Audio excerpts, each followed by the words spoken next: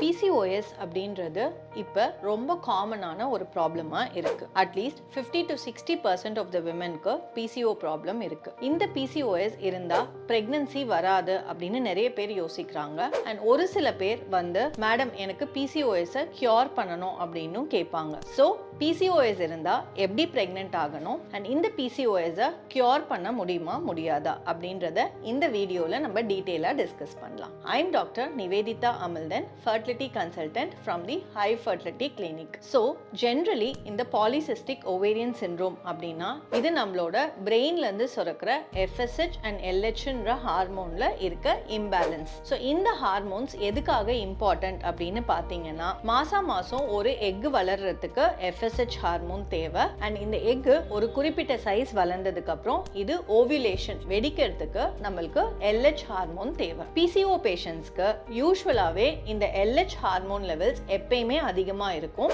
இதனால இந்த FSH ஹார்மோன்னால ஒரு எக் வளர வைக்கிறதுல டிஃபிகல்ட்டி இருக்கும். ஸோ இதனால நிறைய PCO பெண்மணிகளுக்கு நேச்சுரலா எக் வளராது. அதனால அவங்களுக்கு பீரியட்ஸும் இரெகுலரா இருக்கும் அண்ட் பிரெக்னன்சி வரதுலயும் டிஃபிகல்ட்டி இருக்கும். பட் PCOS இருந்தா பிரெக்னன்சி வரவே வராது அப்படின்னு அர்த்தம் கிடையாது. இந்த எக் வளர வைக்கிறதுக்கு நம்ம மெடிகேஷன்ஸ் எடுக்கிறது மூலமாவோ இல்ல இந்த ஹார்மோனல் இம்பேலன்ஸை கொஞ்சம் இம்ப்ரூவ் பண்றதுக்கு டயட் அண்ட் எக்ஸசைஸ் ஃபாலோ பண்றது மூலமாவோ எக் வளர்றதுக்கும் பிரெக்னன்சி நேச்சுரலா வரதுக்கும் பாசிபிலிட்டிஸ் டெஃபினெட்லி இருக்கு. ஸோ இந்த PCOS எதனால நம்மளுக்கு இருக்கு அப்படின்றத நம்ம ஐடென்டிஃபை பண்றது ரொம்ப இம்பார்ட்டன்ட். ஹாஃப் ஆஃப் த விமென்க்கு PCOS பை பர்த், அதாவது ஜெனட்டிக்கா இருக்கும். அவங்களுக்கு ஏஜ் அட்டன் பண்ணதுல இருந்து பீரியட்ஸ் இரெகுலரா தான் இருக்கும். இந்த மாதிரியான குரூப் ஆஃப் விமென்க்கு நம்ம என்னதான் டயட் எக்ஸசைஸ் இதெல்லாம் ஃபாலோ பண்ணாலும் அது ஒரு சப்போர்ட்டா ஆக்ட் பண்ணுமே தவிர இதனால மட்டுமே பீரியட்ஸ் ரெகுலரா வரதுன்றது டிஃபிகல்ட்டா இருக்கும். அண்ட் நம்ம லீன் PCOSன்னு சொல்லுவோம். அதாவது வெயிட் கம்மியா இருக்கிறவங்களுக்கு PCOS இருக்கும்போது இதை ட்ரீட் பண்றது இன்னும் கொஞ்சம் டிஃபிகல்ட்டாவே இருக்குது. ஸோ இந்த மாதிரியான விமென்க்கு யூஸ்வலி டாக்டர்ஸ் ஓவிலேஷன் இண்டக்ஷன், அதாவது எக் வளர வைக்கிறதுக்கு மெடிசன்ஸ் கொடுப்பாங்க. ஒரு சில பேருக்கு மினிமம் டோஸ் இன்ஜெக்ஷன்ஸ் கூட தேவைப்படும். அண்ட் இதை எடுக்கிறது மூலமா ஃபாலிகுலர் ஸ்டடி பண்ணி எக் வளருதான்றதையும் ட்ராக் பண்ணுவாங்க. இந்த மாதிரி மெடிகேஷன்ஸ்ல எக் வளருது, ஓவிலேட் ஆகுது அப்படின்னா தென் உங்களுக்கு எவ்ரி மந்த் நேச்சுரலா பிரெக்னன்சி வரதுக்கு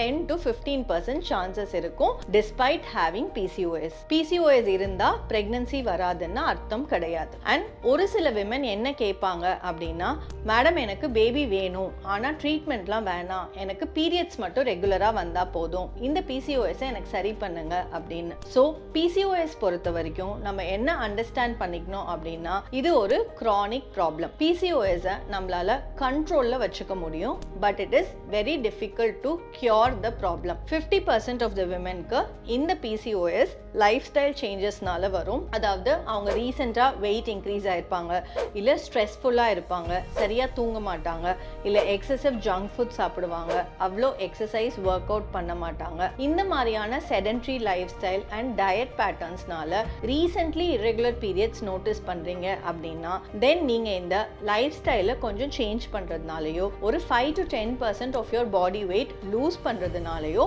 உங்களோட பீரியட்ஸ் ரெகுலரா வரதுக்கு பாசிபிலிட்டிஸ் இருக்கு. அண்ட் பீரியட்ஸ் ரெகுலரா வந்தா நேச்சுரல் பிரெக்னன்சி வரதுக்கும் பாசிபிலிட்டிஸ் இருக்கு. பட் ஆனா ஸ்கேன் பண்ணி பார்க்கும்போது பீரியட்ஸ் ரெகுலராகவே வந்தாலும் ஸ்டில் PCOS அப்படின்ற ஃபைண்டிங் அப்படியே தான் இருக்கும். அதனால இந்த PCOS நம்மளால ஸ்கேன்ல கியூர் பண்ண முடியாது. ஸோ உங்களுக்கு PCOS இருக்கு அப்படின்னா then your whole aim should be to have a healthy life style and regular periods. But ஆனா இந்த PCOS கியூர் பண்ணணும் அப்படின்றது should not be your aim. And it's possible to get natural pregnancy with the PCOS.